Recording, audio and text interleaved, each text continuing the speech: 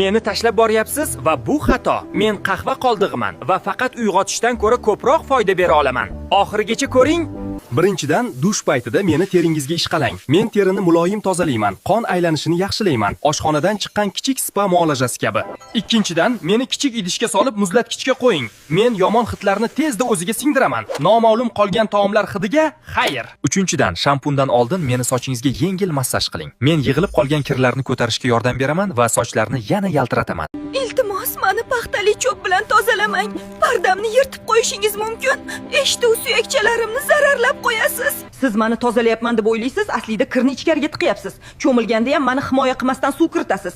Suv ichimda qoladi, yallig'olanish boshlanadi va men asta-sekin eshitmay qolaman. Lor shifokoriga esa faqat butunlay eshitmay qolganingizdan keyin borasiz. Iltimos, meni asrang. Nega tuzni darrov qo'shding? Tuz mendan suvni siqib chiqaradi. Men yumshoq bo'lib qolaman. Menga 1 daqiqa ber, qizaray.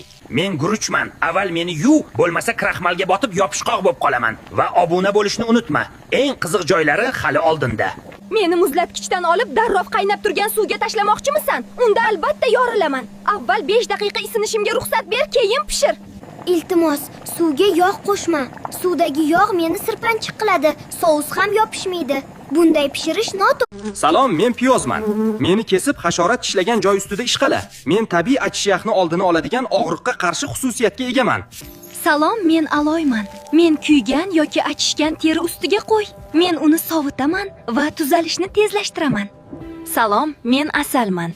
Meni bakteriyalarni o'ldirish va tuzalishni tezlashtirish uchun zararlangan teri ustiga qo'y. Salom, men banan po'chog'iman. Meni tishingga ishqala. Chunki men uni oqartiradigan minerallardan tashkil topganman. Salom, men muzman. Meni zararlangan teri ustiga qo'y. Men shishni zararlangan hudud atrofidagi qon bosimini pasaytirish orqali kamaytiraman. E'tibor ber. Ushbu ma'lumotlarni saqlab va obuna bo'lib qo'y. Bunda senga zarar yo'q, foyda bor.